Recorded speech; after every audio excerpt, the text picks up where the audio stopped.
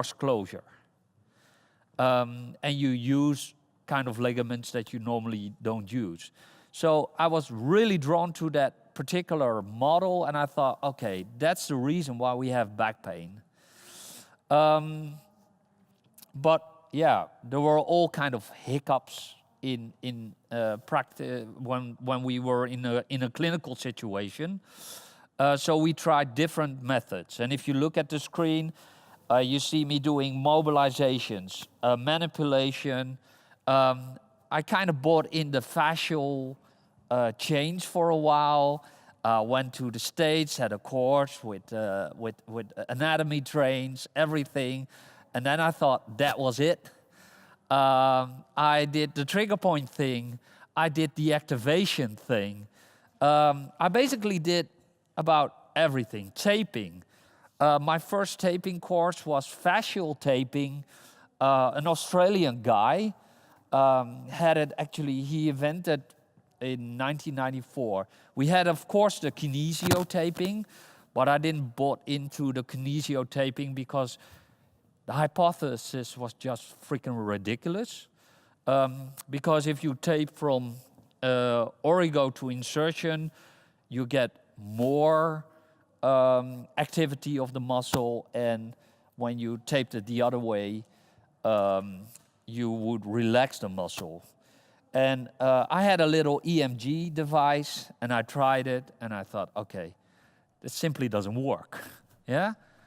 But fascial taping was a bit different. Fascial taping, first of all, you didn't need expensive tape. You could usually, I don't know, you could even use duct tape if you wanted.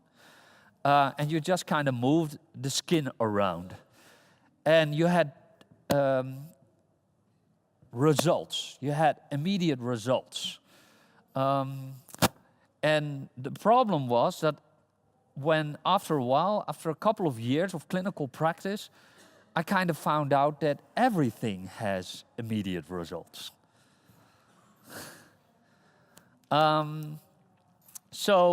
But I did all the tape courses anyway: kinesio, easy taping, rock taping. I don't know. I basically have a warehouse full of tape I don't use, and everything works for a short while.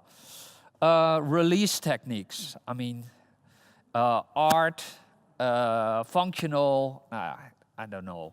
I even did the skin thing, like Graston, IASTM. So you end up all bruised and everything. And even that works. Everything freaking works against pain. So if there is a new method tomorrow, I'm gonna guarantee you it will work for a short while. Yeah. Of course, I did the foam roller thing, and I don't know. I mean, that was kind of ridiculous as well. And then the trigger point thing, trigger point therapy. And the discussion on trigger points is, at a peak at this moment, because nobody has ever found a trigger point, ever. Nobody has ever found a trigger point, ever. We don't know what it is. We have no clue what it is. And even if it is there, it's so small, it's not possible to stick in a needle. The needle is probably bigger than the trigger point itself. Yeah? So, and that is a lot of knowledge and a lot of years of experience where we try to make sense of pain from a mechanical perspective. So we either thought there was like adhesions between fascial layers, yeah, and I brought in the fuzz speech by Jillian, where he actually was using layers of skin, and he showed there was like adhesions on it. And I learned later on that is the product post-mortem. So it actually exists after you died. But it doesn't happen when you are alive. And the reason why I know this is because I spoke with a couple of surgeons, plastic surgeons, and they don't see it. Why plastic surgeons? Because they are probably the only group of surgeons that cut into flesh that's not injured. And when they open it up, they don't see the fuzz. There's no adhesion there. And even if they know that certain areas are painful, they don't see the adhesions there. So that's a problem. So my complete world kind of rocked because of that.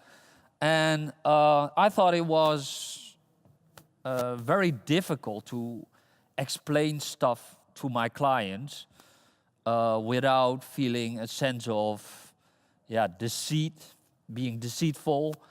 And the other thing, and that's the problem, is that I could help them for a short while with everything. So we started to learn about pain more and more. And we know that pain was kind of unraveled by Melzack with the pore theory in the 60s. And even then, he already knew that his model didn't work. And the model was like this. You have below the DTs and Cs, the nociception. So you have kind of alarm sensors for pressure, you have them for temperature, you have them for chemical incidents. And these are signals like an alarm system. Yeah, so if you have a building with movement sensors, they get triggered. That's what happens. That doesn't mean that the alarm goes off. The siren and the actually sound of the siren, that's the alarm, and that is something we would call pain. So you have movement sensors and you have alarm sensors in the body for pressure, you have them for chemicals, and you have them for temperature. The signals are there, and then they are sent off to a computer. And the computer kind of, decides whether the alarm, the siren, goes off. And at this moment, the sirens won't go off because we're actually supposed to be here. So the sensors are registering movement, but the siren won't go off. And that's what happens when the computer decides that there is no threat. Okay? Well, the same is with pain. So my sensors can go off. I can feel pressure. I can feel temperature rises, and still the siren doesn't go off. And that's important because somehow we connected pain with physical damage. And as I stated before, most of us have herniated discs without damage, without pain. So the relationship with pain and damage is weak at best.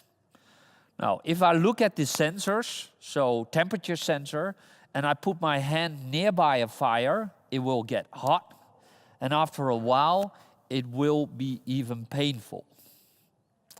And then I pull back my hand, and if I look at my hand, I don't see any burns. It happens before it gets burned. So there is no damage there. There's no relationship between the pain and the damage. So that's the reason why we have this theory. But it is based on nociception. So the sensors, the alarm sensors. But Melzack already knew at the time that it was incomplete at best. And the reason why he thought it was incomplete was because we had something called phantom pain. And phantom pain simply means that when they cut off a limb, you can still feel pain in the hand you don't have anymore. So if pain is coming from nociception, that will be odd, because there aren't any nociceptors if you don't have that particular hand. Yeah, so that's, and he already wrote that down in 65, and he proposed a new theory in 1998 called the neuro matrix, the pain neural matrix. That kind of was more a brain-centered theory on pain. So that's interesting, because if you look at this particular model, simple model, you have nociception, the sensors.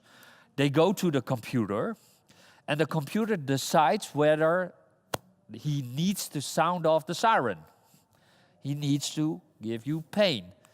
So pain is actually an opinion of the brain. Okay? Based on all sorts of information.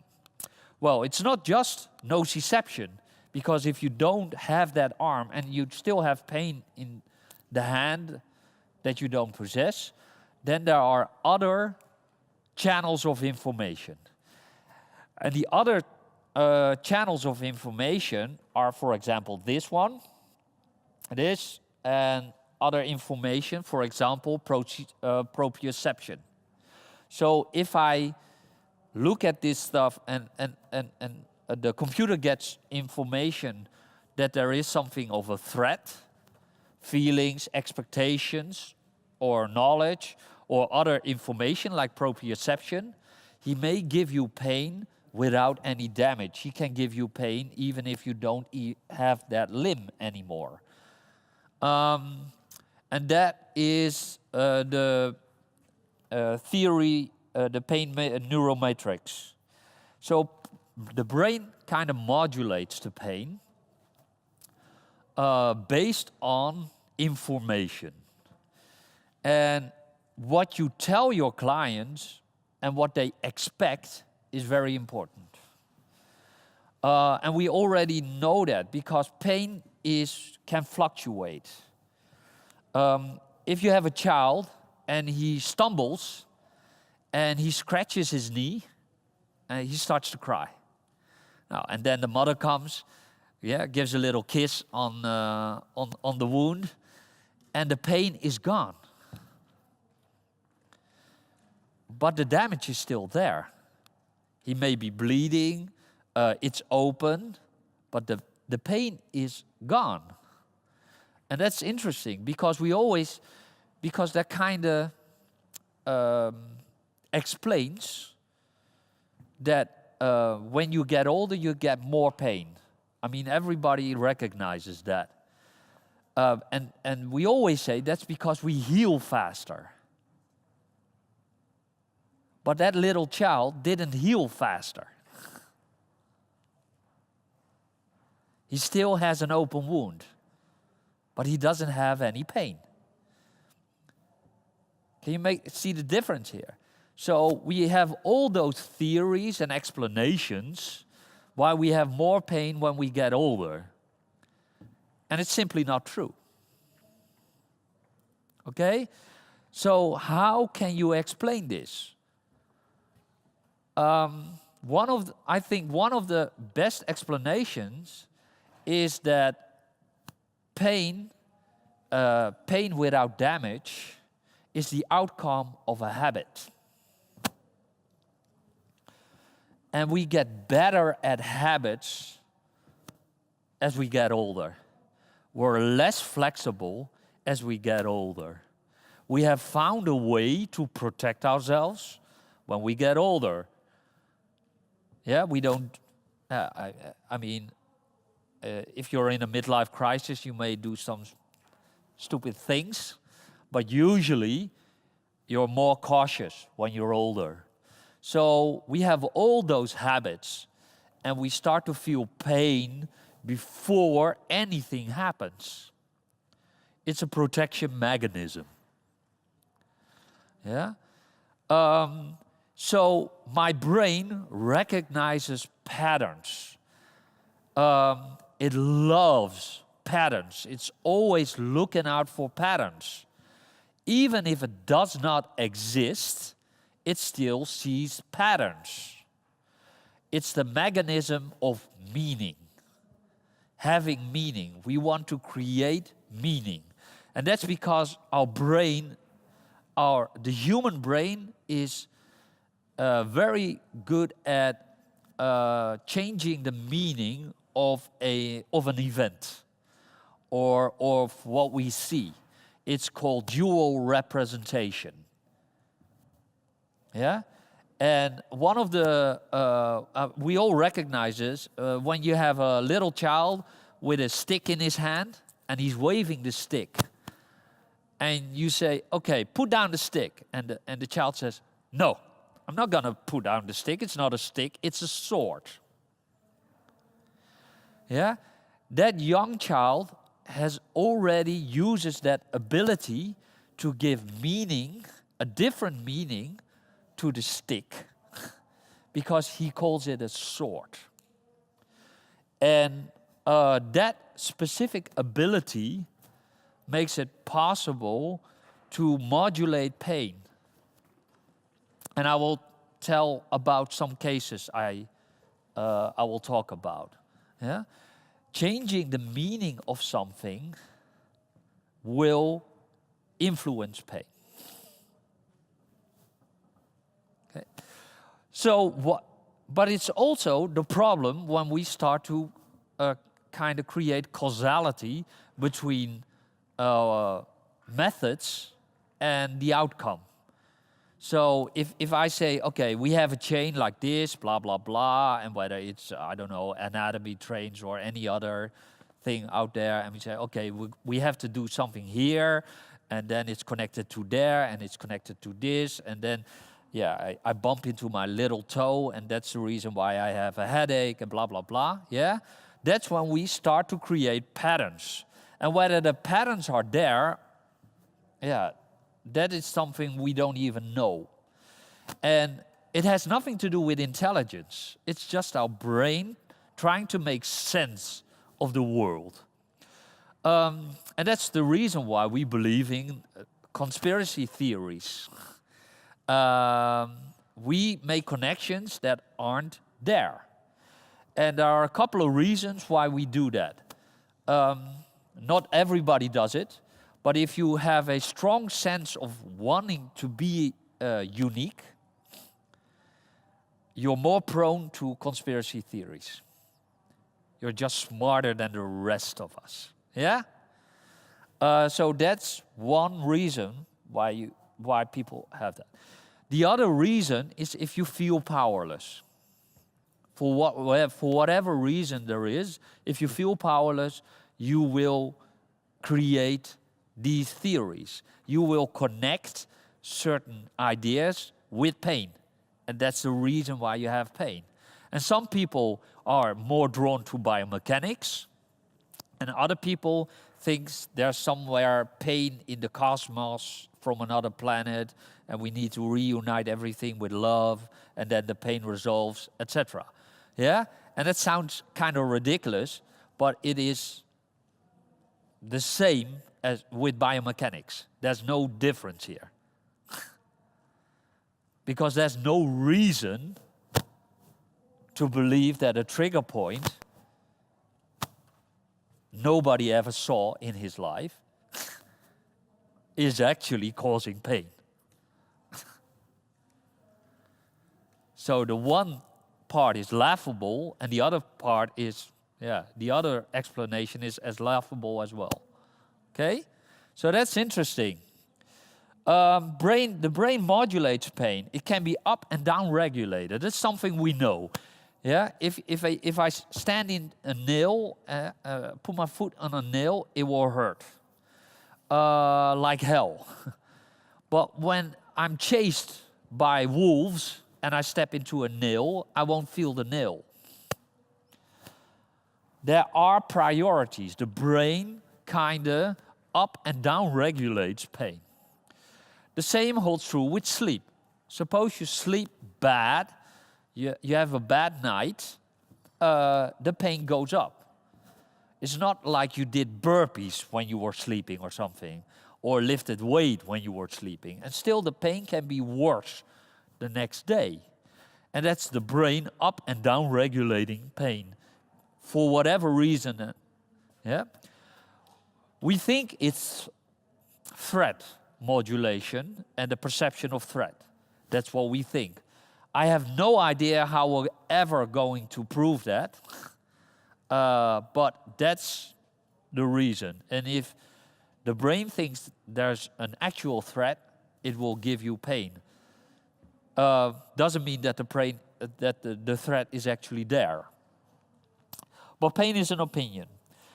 Well, if you look at pain and the mechanisms, there are actually three mechanical mechanisms of pain. First is nociception. Okay, so these are the sensors. The second one is neuropathic, and that actually means that the wires are somehow damaged. Scar tissue, or with diabetics, we actually have glycation problems of or there's actually, yeah, it's compressed. So these are the two main and most well-known mechanical versions of pain. But the last one, nociplastic, has been accepted in November 2017 by the Pain Association. And that simply means that something changed in the neurons. So that's a mechanical kind of category. And if you look at nociceptive can mean that there is inflammation. It can mean that it is bruised. So these are things you can measure, you can see. You see high activity of the immune system. And if that is actually the case, you have to refer them out to a doctor, okay? Because they need to suppress the inflammation or wait until the inflammation lowers itself. But there is a functional reason why you have pain. Okay? The same holds true for neuropathic. Neuropathic, if somebody is a diabetic, there's a reason why there is pain you cannot explain. It kind of it isn't on one spot. It kind of changes. It's diffuse and everything like that. So he needs to go to a doctor or a neurologist that can actually establish that it is neuropathic. But if it's clear that it is not nociceptive nor neuropathic, it becomes nociplastic. And nociplastic is one of the reasons we have something called central sensitization. And what makes central sensitization different than nociplastic? Well, nociplastic is more of a mechanical category, while central sensitization is not. Central sensitization is a neurophysiological explanation of pain. And that usually means that areas not involved in pain normally are highly activated. So that's central sensitization. So if we look at what we do with pain, we usually tell them to move. You have to move, yeah? Lorimer Moseley calls it motion is lotion, you know? But the thing here is that it doesn't always work. If you look at people with whiplash and they start to move, the pain increases. It's not going to help them. I did not say that they don't need to move. But if you kind of try to sell the idea that movement will help you to get rid of the pain, you're painfully mistaken here. The same holds true for fibromyalgia. If you tell them to move, it will hurt. Okay? And chronic fatigue syndrome, same stuff. It's gonna hurt. Why do you advise to move? Well, it took me a while before I figured that one out, but I kind of thought about it, and I came to the conclusion that movement is the only accessible way to tell your body that you still want to live. Even when you're tired, even when you're hurt, your body needs to adapt. And movement is the only accessible way to tell your body that you still want to live. Yeah? And because you move and you lift weights or you do whatever, the body will adapt. Yeah? Instead of kind of dying off. So that's the reason why we need to move. But don't mistake movement with cure. Sometimes it works, sometimes it doesn't. Okay? Well, if you look at the pain neurometrics, most of the signals come in at the thalamus. Yeah? And there are a whole bunch of areas. And one of the interesting one is the insula, but also one that's not mentioned, the nucleus accumbens, and they are related or correlated with pleasure and reward. And that's really interesting because the reward center is actually highly active with chronic pain. So that's one of the reasons why we should stop calling everything, I don't know, pleasure or addiction or, yeah? Because it's not that simple. It's phrenology. It's a phrenology way of looking at the brain. What is phrenology? I think it was in the 19th centuries, they could kind of feel your skull.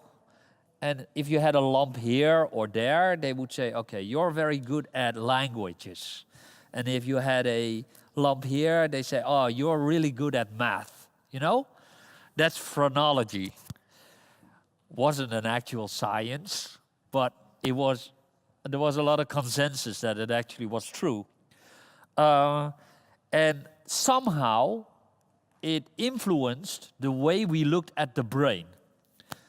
We simply say, okay, this area, when this lights up with cocaine, the reward center, then it's a pleasure and reward. If it lights up with sugar, then sugar must be cocaine. Yeah? But the same area lights up with chronic pain. And this is important because we need to understand that there is no specific place in the brain that handles pain. That's why it's called a neuromatrix. And it's not just a neuromatrix, it's an individual neuromatrix. If I have chronic pain and you scan me and you have chronic pain, other areas will light up. Pain is not something you overcome. Pain is a construct. You create pain. Your brain creates pain. Okay? So this is when an important message when it comes to the neuromatrix. So now we have a grasp of pain. We need to put it into practice with a case. We had a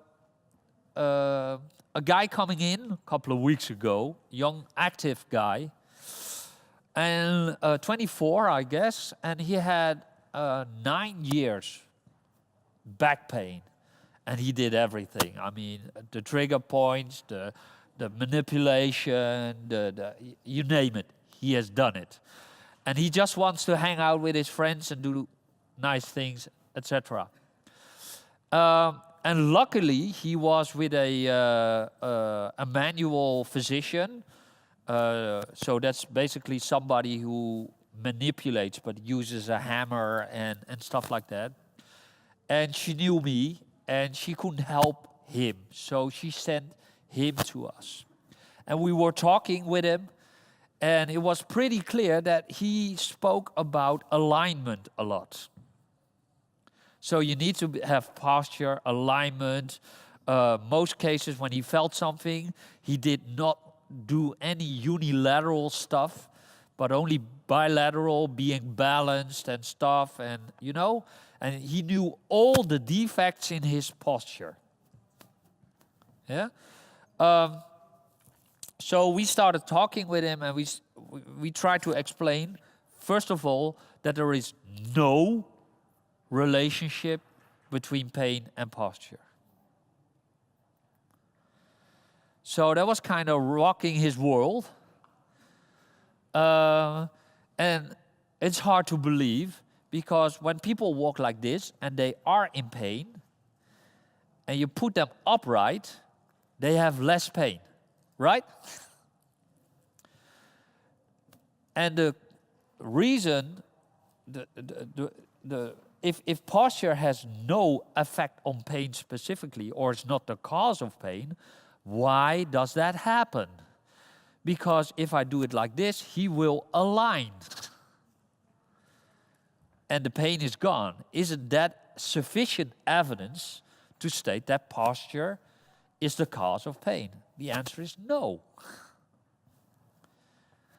Yeah? Because if I probably put him like this, like the Mackenzie extension way, he won't have pain either. He may actually have even less pain. But this, nobody would mistake this with being aligned. Okay? And this is interesting. So what is the factor that actually influences the pain? Is not better movement. It's not better posture. It's different movement, different posture. What we're doing is breaking the habit. This is the habit. This is the habit. He correlates with pain. And simply breaking the habit,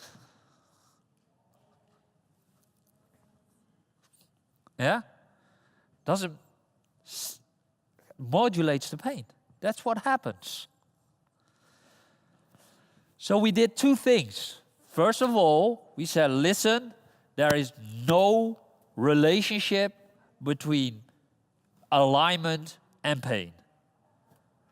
Yeah? There are a lot of people that have worse alignment than you have, and they have no pain whatsoever. No pain whatsoever. The second thing is, your brain loves variation. Every time, I mean, we all heard the Simon Sinek stuff with the dopamine and the millennials. Yeah? He's actually full of shit. But one of the things that is actually interesting is that he understands that we love variation. And dopamine kind of goes up when there is variation. Why? Because dopamine is about attention, about focus. That's what it is. So there's something new, it requires attention, dopamine goes up a little. If you want to chase it, go after it, dopamine will go up. If you have it, dopamine goes down. If you feel pleasure, it has nothing to do with dopamine. Dopamine is way down before you experience pleasure. Okay? So, your body loves variation. And if you have a posture that is the product of a habit, it's everything, it's not variation. As simple as that. Okay? So, we told him to vary his movements. So first we explained him alignment and pain, no relationship. Second, start to move differently. Create variation. Third, break the habit. Simply break the habit. Find a way to move differently. Yeah? He was actually extension intolerant. So he had more pain when he was in extension. Yeah? And what we did is bringing him into extension. Like the Mackenzie, but not like this, but like this. Hurt it as hell. But after a few reps, the pain dissipated. Okay? And the reason why it dissipated was because we told him that there is no relationship between damage and pain, posture and pain, and he sure as hell is not gonna damage anything by doing these extensions, unloaded. Yeah? So that's what he did. 4 days later, I had him on the phone. He said, this is the first time in 9 years I had 3 days without pain. We didn't do any fancy stuff. We just explained him. We gave him new information. Yeah? We told him to move differently. Yeah? The only thing what we told him to do is not to agitate pain. Gregory Lehman says it simple. He always says, okay, calm shit down first, and I'll build shit back up. That is his approach. There's no magic there. That's what he does. Yeah? So if this hurts, okay, calm shit down. Use a different posture. This. Calm shit down. Yeah? And when shit is calm, you build shit back up. And then you start moving that way again. And that's the most simple approach, down-to-earth approach I ever heard, actually. Okay? Are there any physiotherapists in the room, PTs? Yeah? Okay, great. One of the things we need to talk about is directional specific movements, like Mackenzie or Mulligan or, stuff like that. I'm actually in disagreement with Greg about this. But we know if you follow certain protocols, you have directions that are less painful. Okay?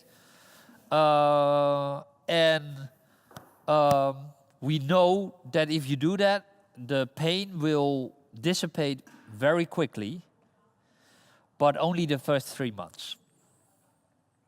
That's the reason why Mackenzie therapy, for example, and Mulligan therapy is not as evidence-based as the normal people would tell you, because over a period of 12 months, it makes no difference. Okay? But doing the Mulligans, and Kelly Starrett, of course, yeah, he actually does a bunch of Mulligan stuff. Yeah, kind of says, okay, knee pain, now I move this there, that direction. Oh, the pain is different or less. Yeah, That's Mulligan. Yeah. Uh, should you engage in stuff like that? Well, maybe. Is that the reason why you have pain? No, not particular.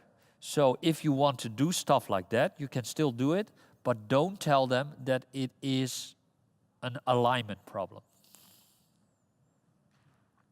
Because that guy had pain for 9 years because he thought it was an alignment problem. Yeah? Can you still do it? Yeah.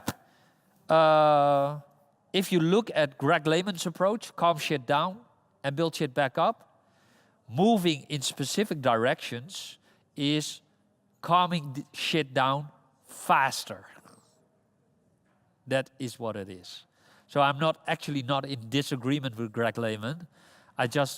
I'm open to adding this stuff to calming shit down faster. That's it. Yeah? But if you don't do it, at 12 months, you'll probably still have the same result. But yeah, sometimes if you have a headache, you take an aspirin, and it's not gonna resolve the cause of the headache probably, but you're not suffering as much. And I think that's a good thing, you know? So that's how I see it. Moving in specific directions is an aspirin. That's what it is. Okay. So he did everything. After 4 days, he had no pain anymore. But there was one thing that was really interesting, because he told me that he was in pain every morning when he woke up. And I asked him, do you still have pain when you wake up? And he says, well, I'm not sure. I said, why is that? Well, my back is stiff, but now I know it's not pain. I know it's stiffness. But I can't recall whether it was stiffness last week or whether it was pain last week. I can't even recall. So in a period of a couple of days, he couldn't remember his pain anymore in the morning. And that's when you change the meaning of bodily signals. And that's what humans can. Dual representation, we can change the meaning of events, or of sensations, and by simply telling him it's not pain, he kind of sensed it and kind of categorized it as stiffness. So that's what we did with the first one. The question is it placebo? And to be honest, I really despise that word. Because it's thrown up by evidence-based guys all the time, and I'm actually an evidence-based guy, and I still despise it. And I'm going to tell you why. Placebo means I shall please, so it's not a substance or something that actually has a working component in it. So it actually works because of the expectation. Okay? So that's a placebo. If you look at the placebo, one of the ministers we had, she doesn't live anymore, but she said, when it comes to alternative medicine, she said, okay, it doesn't work, but it surely helps. That's what she said. Yeah? And she wanted to keep it in there. And everybody says, yeah, it's because of the placebo. But the thing is, and that is what Harvard's researcher Kapchuk has found out, is that placebo actually works when pain is the pathology. So we need to make a difference between functional pain, pain that is nociceptive or neuropathic, yeah, and pain without a pathology, because functional pain is pain with a pathology.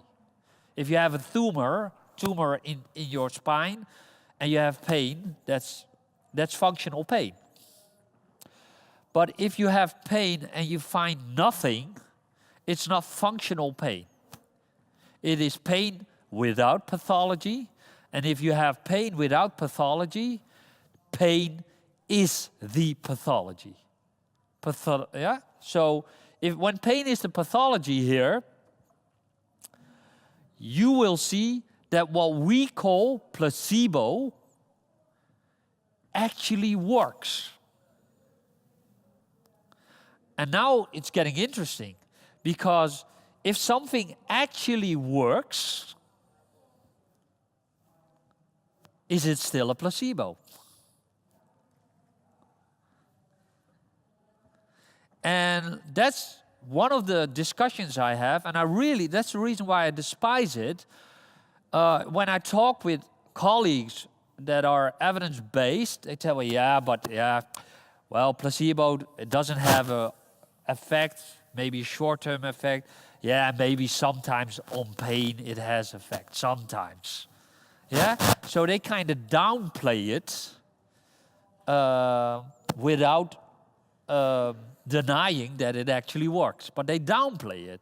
But if the only problem you have is pain, all day long, you cannot downplay the effect of a placebo. So, if you have something that actually works, and people call it a placebo, then you have to change the term. And I'm going to tell you why. Because if you do a certain exercise and the pain goes away, you probably change the threat perception of the brain. If you did, I don't know, a trigger point therapy, or you did whatever, and the pain goes away, you changed the threat perception, okay? And if you do it long enough, you have neuroplastic changes, okay? So you are actually doing something to the body. And the interesting thing is, if you look at depression, you need to talk with somebody, psychotherapy, and you give them antidepressants. The interesting thing about antidepressants is not the serotonin thing, because that's bullshit. The interesting thing there are two interesting components on antidepressants. First one is this anti-inflammatory, and the second one, it facilitates neuroplastic changes. It changes the brain. So it helps change the brain, and the psychotherapy directs the change. Okay? But if you have a pain mechanism, you have to do two things. You have to induce a neuroplastic change, and you have to direct the change to a non-painful habit. It is exactly the same thing. The interesting thing is that nobody in their right mind would ever call psychotherapy with antidepressant a placebo. There's nobody in their right mind who would dare to call that placebo therapy. But you're doing exactly the same thing. So, if pain is the pathology and you do something and people call it a placebo, it's not a placebo, it's a psychoneurological intervention. That's what it is. And that is exactly what psychotherapy is to depression. You change the brain. You change the software of the brain. That's what you do. Okay? And that's the reason why I have a problem with people kind of have a like a knee-jerk reflex, calling it a placebo effect, because they have different measurements for depression, antidepressant therapy than they have for pain or alternatives. Yeah? So we need to clear that up. Case 2. An older grandma.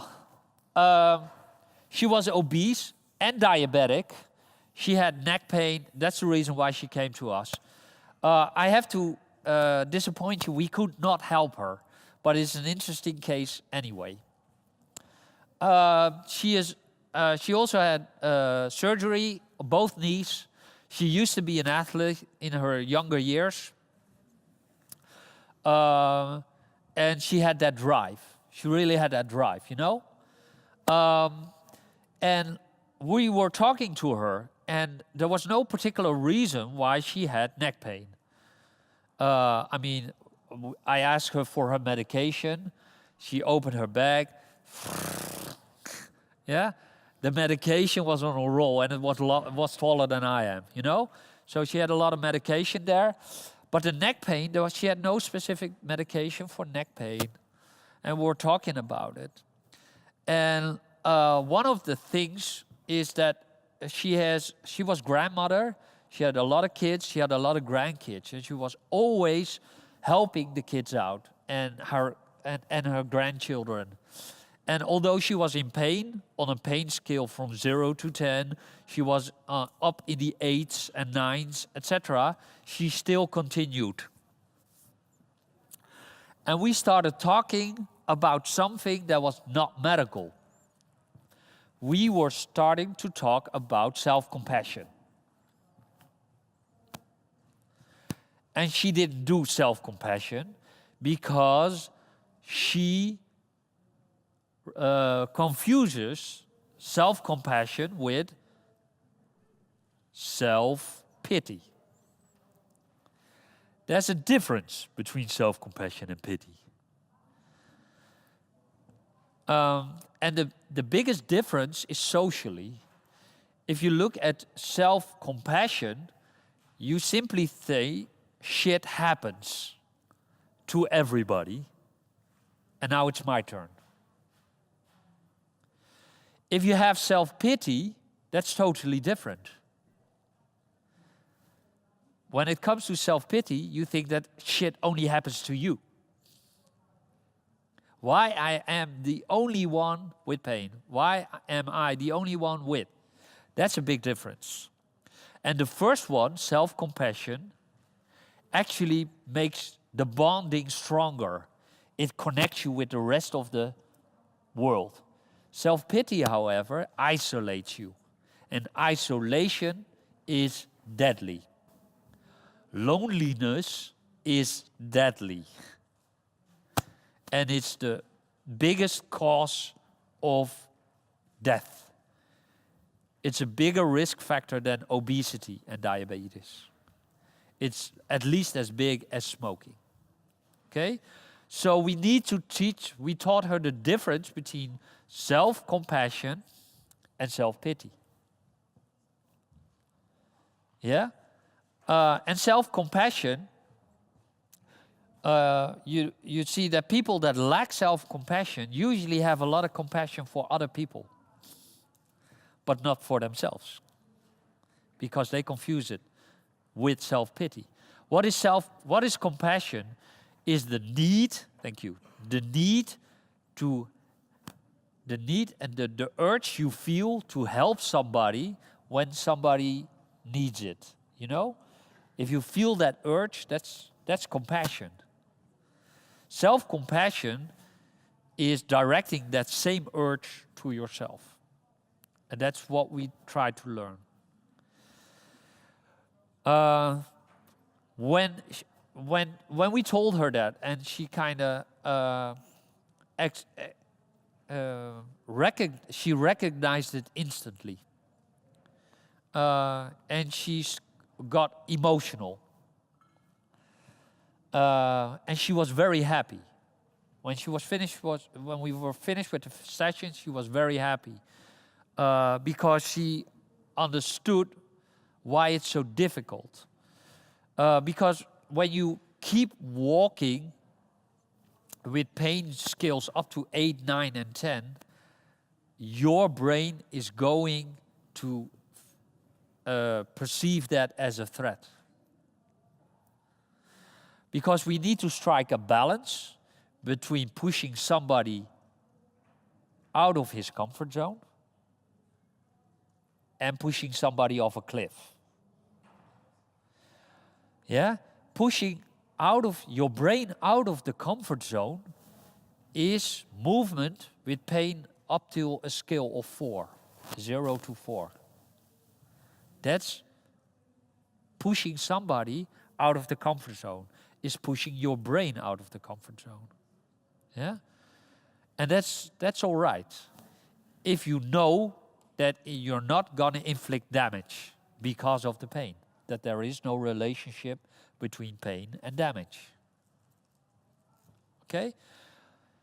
If you do that, the brain will accept after a while that there is no threat anymore, and the pain will diminish. Okay? If you, however, keep pushing it, 8, 9s, and 10s, you keep throwing somebody off the cliff all the time. And that doesn't work. So that's what we gave her. We couldn't help her because after a week I called her and she said, I thought about it and I'm sure you're right. I'm convinced you're actually right. But at this moment in time, I am not able to show myself self-compassion. It is not something I want to do at this moment. Okay? So here you see we're not working with trigger points and, foam rolling and all that kind of stuff. Because if you keep pushing your brain off the cliff, it doesn't work. And she has done everything. They throw the complete the phone book at her when it comes to modalities. It didn't work. So that's the case. Now I have to go to a last case because I have less than 10 minutes. It's not on the screen because I was moved to an earlier point at this day. So I didn't make the last sheet. But the last sheet is a case of an athlete, a boulderer, and she was in pain and agony all the time. And she wants to become the champion in bouldering, rock climbing. And she trains every day. So if you train at 8 o'clock in the morning, she is there 15 minutes before. When she's injured, she still shows up, So she's driven. And she gets a lot of compliments because she has a lot of willpower and a lot of guts and a lot of, And she told me she was injured in her hamstring because she was in a training camp for 3 days. And at the last day, she was actually in a position and she wanted to jump. And she was already tired. Her coordination wasn't that well anymore. And she knew it wouldn't end well. So what did she do? She freaking jumped, of course. Yeah? Strained her hamstring, everything, etc. So she came to us and I was listening to that story, etc. And I told her, and I asked her a question. I said, what is your goal? What is your mission? I want to become champion, blah, blah, blah. When? In 6 months or, Okay. So you told me that story about the jump. How is that jump going to help you with your mission? Well, it doesn't. Yeah? And now it's getting interesting. because I had to tell her something that is totally different than any other person on this planet has ever told her. What I see is an athlete with lack of discipline and no willpower at all. You have no willpower at all. This is a complete lack of discipline. You have one goal, and that's to peak at the game, at the competition.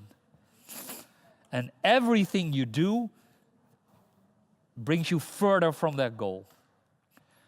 You show up at 7:45, not because you have willpower, not because you have discipline, but because you are driven. That's something you need to do. If you need to do something, that's not willpower. That's going with the impulse. If you do something you like, that's not willpower. That's just going with the impulse. The reason why science calls willpower impulse control, is that you need to do something that's not in line with your impulse. Not jumping when you are tired is willpower. Not training for a day, 2 days, a week, 2 weeks, that is willpower. And that was the first time she ever heard somebody actually insult her, because she took it as an insult at first, that she has no willpower and no discipline. And she needs to work on willpower and discipline. And we do simple stuff, okay? We tell her, for example, if you brush your teeth, which hand do you use? Right? Okay, you're gonna brush your teeth with left for 1 week. Okay? Simple willpower stuff. Okay, tell me something you don't like when you're cleaning your house. Okay, you're gonna do that every day. That's willpower training. Yeah? And not training was the second challenge. I didn't want to throw her for the lions the first time, but this was the thing we did the first week. But the second week, she had to reduce her volume. The biggest predictor, the strongest predictor for injury is volume. So you have to reduce the volume. Okay? So, and only then, and of course we had all the other education on pain and blah, blah, blah, etc. But here we have 3 cases, all different, that have nothing to do with myofascial chains and release techniques and trigger points and blah, blah, blah. Yeah? It has everything to do with what people call threat modulation. Yeah, so if the brain perceives it as a threat, you have to downgrade. You have to change the DEFCON. I never know whether you have to go up or down with DEFCON. I don't know. Yeah, but you have to change the threat modulation here by, first of all, educating them. No, first, you have to make sure that it is not functional pain. So send them off to a doctor or whatever, physician. They have to make sure it's not nociceptive, not neuropathic. Okay? If you know that's the case, then you need to change threat modulation. And threat modulation simply means you have to educate them, that you may or may not have damage, but it is not the cause of pain. And that if you are in pain because of movement, it's not going to increase the damage. Okay? So that's education. The third one is that you need to calm down your brain but not by doing nothing. You push your brain out of the comfort zone. That simply means pain between 0 and 4, if you want to have a figure. Yeah? Pushing out of the comfort zone is not the same as pushing your brain off the cliff. Anything above 4 is pushing it off the cliff. And then the brain has a reason to suspect that there is a threat. Okay? Does sleep help? Yes, it helps. Should you say that they need to work on their sleep? Well, that depends on how you tell it. If you say that sleep is gonna influence your pain, you're right. But now you created a problem. If somebody is awake at night, his thoughts are about, oh, fuck, here comes the pain. Yeah? Is there another way to tell it? Yeah, there's another way to tell it. If pain is the outcome of habits, you need to tell that sleeping bad will make sure that you fall back on your old habits. That's what sleep debt does. You get automated. Yeah? You are less conscious when you have sleep debt. You fall back into your old habits. If pain is an old habit, yeah, then sleep will make sure that you can consciously override that. But if you have sleep debt, you will have, you fall back in your painful habits. Okay? So that's how we tell our clients. And it's less threatening. So change the education, change the perception, the feelings, keep moving. Just because you need to tell your body that he still needs to adapt and that you want to live, yeah. Don't push it off the cliff. And if you have all kinds of modalities that can actually decrease pain for a short while, you can still use them, but tell them it's calming shit down faster. Okay? And that was my story. Thank you.